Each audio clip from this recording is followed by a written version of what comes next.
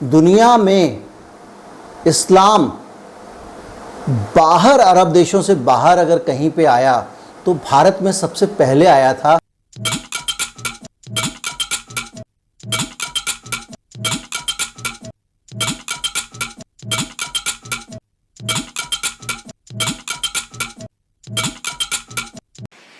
सम्मानित दर्शकों, नफरत की फैक्ट्री में तब्दील हो चुके मीडिया के जरिए आपने ये भी सुना होगा कि औरंगजेब बहुत क्रूर बादशाह था और वह हिंदुओं का कत्लेआम करता था।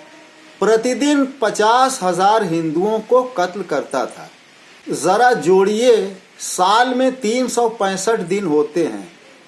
इस तरह ये संख्या 1,82,82,00,000 सिर्फ एक साल में हो गई और औरंगजेब ने लगभग 50 साल तक शासन भी किया था। इस तरह ये गिनती 91 करोड़ हो जाती है।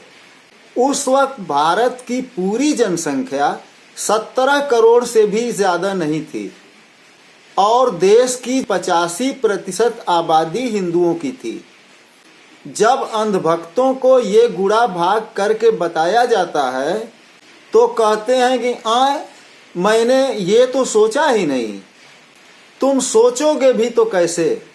तुम्हारे ज़हन में तो गोबर भर दिया गया है और आँखों पर ब्लाइंडर बांध दिया गया है कि न दाहिने देखो न बाएं देखो, सिर्फ सामने देखो, वही जो मैं दिखाता हूँ। थोड़ा इतिहास पर एक नज़र डाल लेते हैं। अरबों का पहला हमला हुआ था 712 ईस्वी में मोहम्मद बिन कासिम के नेतृत्व में, जिसने सिंध का इलाका जीता था। मगर जब वह वापस अरब गया तब वहाँ सत्ता परिवर्तन हो चुका था और सियासी इंतकाम की वजह से उसको कत्ल कर दिया गया और कुछ ही समय बाद सिंध की रियासत स्वतंत्र हो गई। सन 1000 ईस्वी से लेकर सन 1030 ईस्वी के बीच महमूद गजनवी ने कई बार हमला किया भारत पर, मगर भारत का कोई हिस्सा जीतकर वो अपनी सल्तनत कायम नहीं कर सका। अफगानों ने बाकायदा दिल्ली पर अपना अधिकार प्राप्त किया था सन 1192 ईस्वी में। तराइन के युद्ध में मोहम्मद गौरी ने पृथ्वीराज चौहान को पराजित किया था और इस बात से इतिहास की किताबें भरी पड़ी हुई हैं कि मोहम्मद गौरी को भारत पर हमला करने के लिए न्योता दिया था कन्नौज का राजा जयचंद्र ने। अगर दुष्प्रचारकों की बात मानेंगे तो आपको ये मानना पड़ेगा कि इस्लाम का आगमन भारत में 1192 ईस्वी के बाद हुआ। मगर जनाब, बात ऐसी नहीं है। गौरी या कुतुबुद्दीन ऐबक के आगमन से लगभग 600 साल पहले भारत में न सिर्फ इस्लाम का आगमन हो चुका था बल्कि कई शहरों में मस्जिदों का भी निर्माण हो चुका था। भारत में इस्लाम मोहम्मद साहब की ज़िंदगी में ही आ गया था। ये बात अच्छी तरह समझने के लिए हमें इस्लाम के इतिहास पर एक सरसरी नज़र डालनी पड़ेगी। सन 571 ईस्वी में मक्का में मोहम्मद साहब का जन्म हुआ।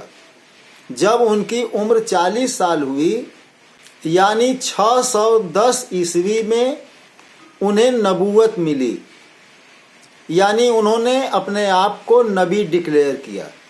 फिर 13 साल का वक्त उन्होंने मक्का में गुजारा, यानी 622 ईस्वी तक। फिर इसके बाद उन्होंने मदीना हिजरत किया, यानी मक्का शहर को छोड़कर वो मदीना में जाकर बस गए।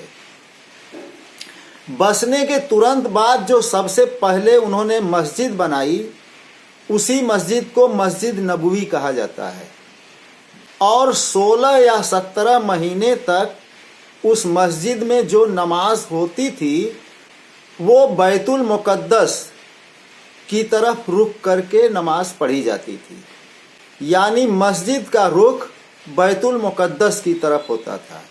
बैतुल मुक़द्दस एक मस्जिद है जो फ़िलिस्तीन में स्थित है। उस मस्जिद पर 3 मज़हब के लोगों का दावा है। वो ईसाइयों के लिए भी पवित्र मस्जिद है और यहूदियों के लिए भी और मुसलमानों के लिए भी। फिर इसके बाद मोहम्मद साहब को अल्लाह का हुक्म हुआ कि आप मक्का स्थित काबा की तरफ रुख करके नमाज पढ़िए। तो उस मस्जिद का रुख फिलिस्तीन के बजाय मक्का की तरफ कर दिया गया। हमारे देश में ऐसी मस्जिद है जिसका रुख फिलिस्तीन की तरफ है, बजाय मक्का की तरफ होने के फिलिस्तीन की तरफ रुख है। इससे ये बात सिद्ध हो जाती है कि ये मस्जिद 623 या 624 ईस्वी में बनाई गई है और मस्जिदें वहीं बनाई जाती हैं जहां नमाज पढ़ने वालों की संख्या होती है। इन मस्जिदों का बनाया जाना इस बात का सबूत है कि छिटपुट मुसलमानों की संख्या अस्तित्व में आ गई थी। भावनगर है गुजरात में, वहाँ पे घोंघा है, वहाँ पे एक ये मस्जिद मैं आपको दिखा रहा हूँ स्क्रीन पे, ये मस्जिद देख आनी चाहिए।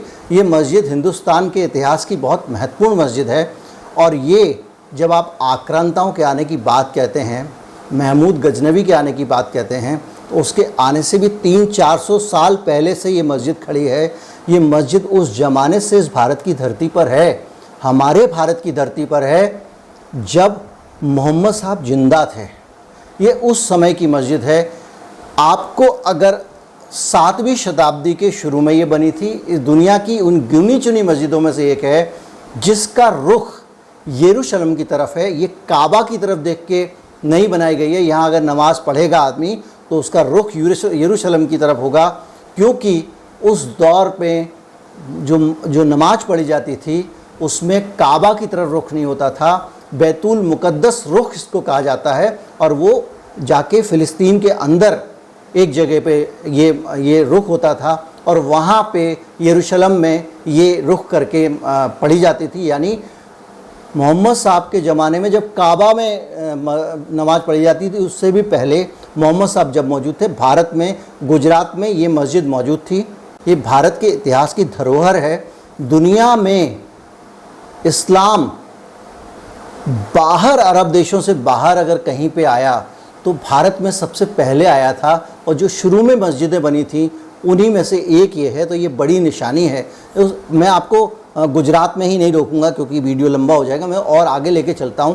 केरल में मैं आपको लेके चलता हूँ। उसी दौर, उसी 7वीं शताब्दी में आपको एक और मस्जिद मिलेगी जिसको कहते हैं प्राचीन मस्जिद है और इसका नाम है, केरल के कोंडगलूर तालुका है, कोंडगलूर तालुका, वहाँ के मेथला गांव में ये मस्जिद आज भी है।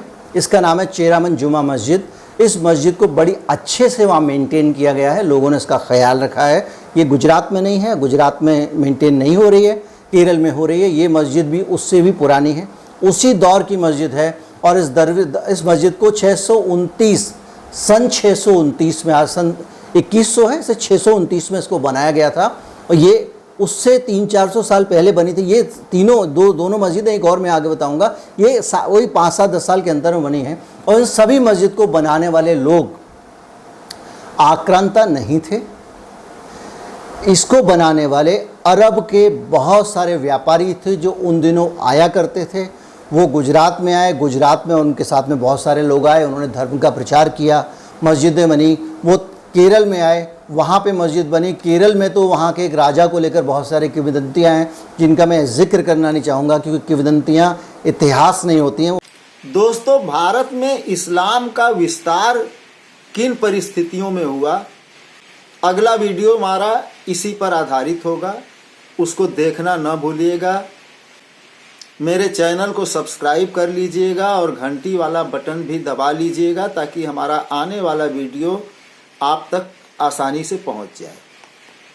इसी के साथ विदा होता हूं। जय हिंद।